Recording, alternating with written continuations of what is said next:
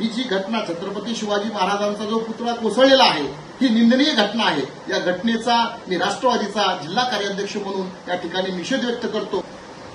नमस्कार, आज लाईव्ह येण्याचा उद्देश हाच आहे की राष्ट्रवादी काँग्रेस पार्टीचे नेते, आदरणीय नेते अजितदादा पवार साहेब यांची भूमिका सांगत असताना मला प्रामुख्याने तुम्हाला सांगायचंय की दादांचा जो विचार आहे तो छत्रपती शिवराय शाहू फुले आंबेडकर अण्णाभाऊंचा विचार आहे, पुरोगामी विचार आहे आणि हाच विचार घेऊन दादा या ठिकाणी महायुतीमध्ये काम करतायत।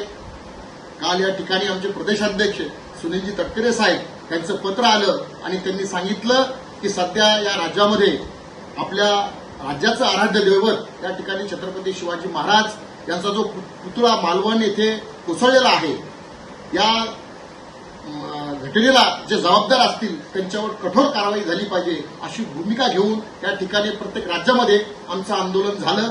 त्यामध्ये आमच्या जालना जिल्ह्यामध्ये जिल्ह्याचे जिल्हाध्यक्ष आदरणीय नेते अरविंद चव्हाण साहेब यांच्या नेतृत्वाखाली आम्ही या ठिकाणी एक निवेदनाचा, एक आंदोलनाचा कार्यक्रम या ठिकाणी घेतला।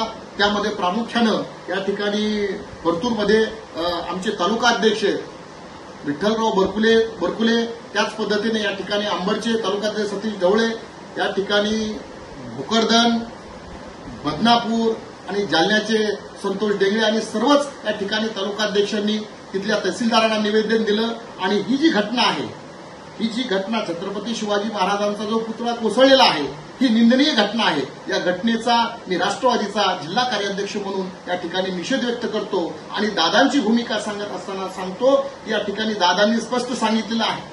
तुम्हाला वाटत असेल या ठिकाणी जालना जिल्ह्यातल्या, सर्वप्रथम मी जालना जिल्ह्यातल्या जनतेची माफी मागतो की या ठिकाणी दादांची जी भूमिका आहे ती पुरोगामित्वाची भूमिका आहे। दादांनी या ठिकाणी जेव्हा या महायुतीमध्ये प्रवेश केला, तर काही लोकांचं पोट या ठिकाणी दुखलेलं आहे। त्यांनी सांगितलं की दादा भाजपमध्ये गेले, परंतु मित्र हो, तुम्हाला मी या ठिकाणी जबाबदारीने सांगतो, दादा हे भाजपमध्ये गेले नाहीत, तर दादा हे तुमच्या सामान्य जनतेच्या कामासाठी या ठिकाणी सत्तेमध्ये गेलेले आहे। आणि सत्तेमध्ये जाऊन दादांची भाजपासोबत मैत्री आहे, राजकीय मैत्री आहे। दादांचा विचार हा छत्रपती शिवराय शाहू फुले आंबेडकर अण्णाभाऊंचा पुरोगामी विचार आहे, हे आपण नीट लक्षात ठेवलं पाहिजे। ही भूमिका सांगत असताना मला तुम्हाला प्रामुख्याने सांगायचंय की दादा जेव्हा अशा काही भूमिका समोर येत असतात तेव्हा ते पुरोगामित्वाचं त्यांचं जे लाईन आहे ते या महाराष्ट्राला देत असतात। आज या ठिकाणी राजकोटची जी घटना झाली त्या घटनेचा दादांनी स्वतः जाऊन पाहणी केली आणि सांगितलं की आजही आमचं दैवत हे छत्रपती शिवाजी महाराज आहे, आमचा विचार हा शाहू फुले आंबेडकरांचा विचार आहे, हे दादा ताकदीनं सांगत असतात।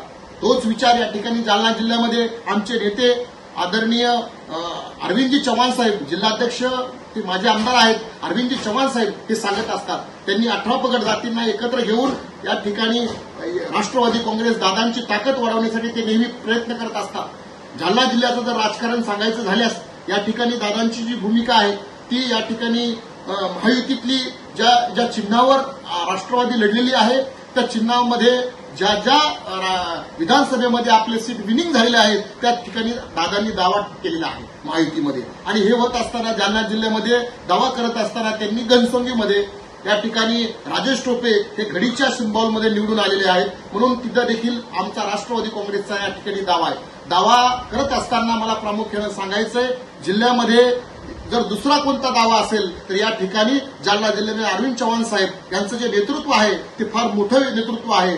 ते या ठिकाणी त्यांचा दांडगा जनसंपर्क आहे आणि सर्व जातींना ते सांभाळणारे बहुजन चळवळीतील, बहुजन समाजातले नेते म्हणून त्यांची या ठिकाणी ओळख आहे।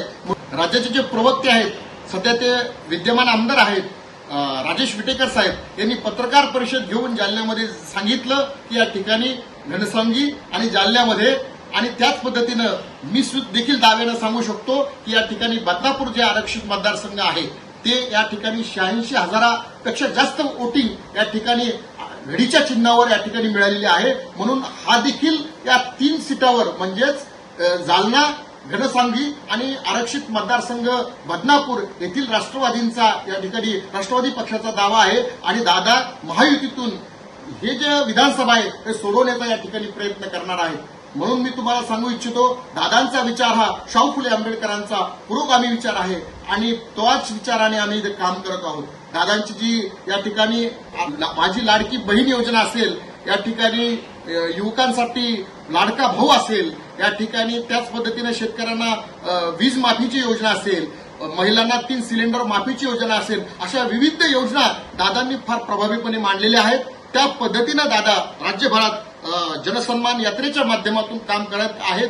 काल दादा बीडमध्ये होते. बीडमध्ये त्यांचं अभ्यासपूर्ण जर भाषण तुम्ही ऐकलं तर मला वाटतंय खऱ्या अर्थाने आमची जी भूमिका आहे, जी शिवराय, शाहू फुले आंबेडकर, अण्णाभाऊ या थोर महापुरुषांचे जे विचार आहेत तेच राष्ट्रवादीचे विचार आहेत आणि या भूमिकेप्रमाणे आम्ही काम करू. येणाऱ्या आगामी विधानसभेच्या निवडणुकीत आम्ही ताकदीनं काम करू, जिल्ह्यामध्ये संघटन वाढवू, दादांची ताकद वाढवू आणि या ठिकाणी नक्कीच दादा जो निर्णय घेतील तो निर्णय आम्हाला मान्य असेल.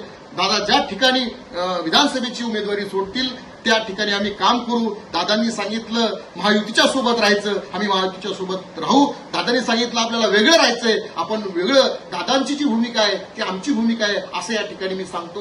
दुसरं महत्वाचं म्हणजे या ठिकाणी काही आरएसएस आणि या ठिकाणी काही भाजपचे नेते जे दादांच्या विरोधात ट्रोल करत असतात, तर यानंतर आम्ही दादांच्या विरोधात केलेला ट्रोल कदापि खपून घेणार नाही. तो अलीकडला सावंत, तानाजी सावंत आरोग्यमंत्री सांगतो की या ठिकाणी राष्ट्रवादी सोबत राहिले तर आम्हाला उलटे होतात. तर मला वाटते तानाजी सावंत तुम्हाला या ठिकाणी मी जाहीर असं आवाहन करतो की या ठिकाणी जर अशा पद्धतीचं तुम्ही जर दादावर आणि आमच्या राष्ट्रवादीवर जर ट्रोल करत असाल तर येणाऱ्या काळात हा चंद्रकांत कारके तुम्हाला एक सामान्य कार्यकर्ता म्हणून तुमच्या उलट्या बंद केल्याशिवाय स्वस्थ बसणार नाही. अशा पद्धतीची धमकीवजा सूचना या ठिकाणी या लाईव्हच्या माध्यमातून मी तुम्हाला देतो.